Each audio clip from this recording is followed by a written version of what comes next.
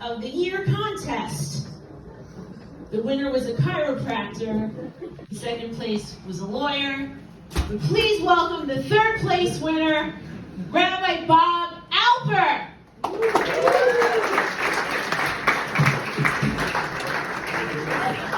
Thank you.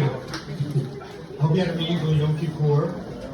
This is the time of year when I go around to family and friends and tell them, if there's anything during the past year I've said or done that has hurt you or offended you, I want you to know you are too sensitive. This whole thing about being a rabbi and a stand-up comic came together in one moment. I was changing planes in Philadelphia on the way to a gig in LA. And a woman did a double take, walked over and she said, "You're Rabbi Alpert, aren't you?" I said, "Yes." She said, "You probably don't remember me." And I didn't. She said, "But I was a kid in your congregation back in the 1980s here in Philadelphia. And I used to watch the way you would teach and lead services and counsel and preach.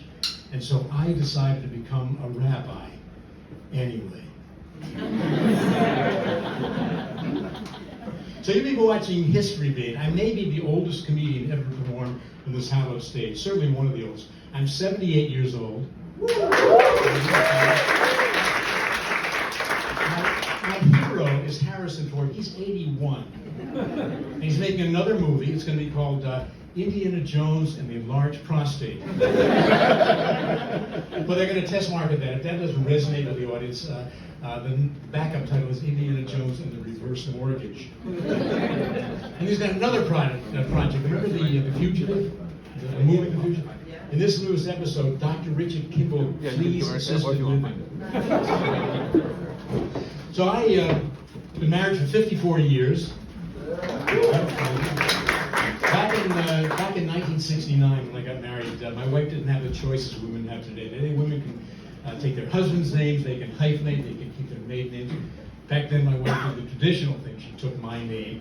Her name used to be Sherry Zink, and now it's Bob Zink. And she and I, our lives are totally in sync. For example, at the same time I got hearing aids, she stopped mumbling.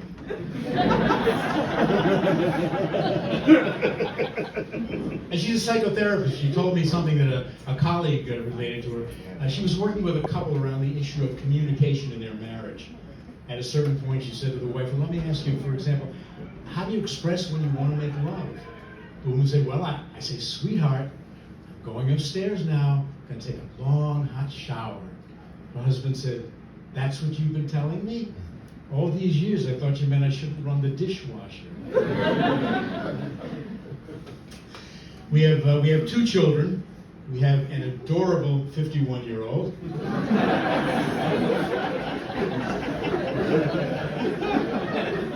Cute as a button 47-year-old. Both still in the gifted program.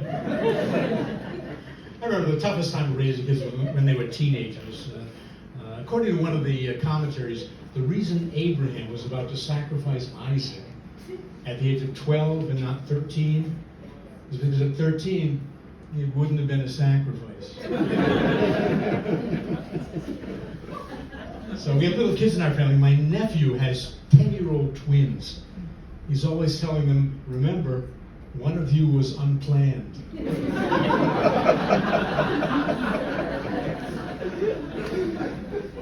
And my niece has a 4-year-old. We were at a restaurant. He had to go to the bathroom. I took him. He went into the stall. I was up there by the sink. And apparently they had one of these electric toilets with the blinking red light. Because at a certain point I heard him say, "You know, Uncle Bob, these things take your picture." I spent a lot of time in Israel. The first time I went there, I had biblical Hebrew on my belt. I was trying to learn spoken Hebrew.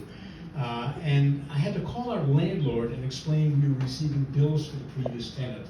I wanted to say to him, "Anachnu mekablim cheshbonot." We receive bills. He said, "Ma, what?"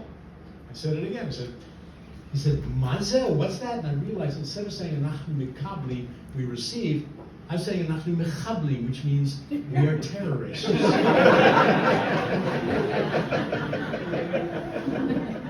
We had pay phones back in the 60s. Had to make a phone call from Jerusalem to Tel Aviv. I dialed the number. I heard, "Please deposit 8 tokens." I said, "Gee, I only have 7. The voice said, "All right, I take 7.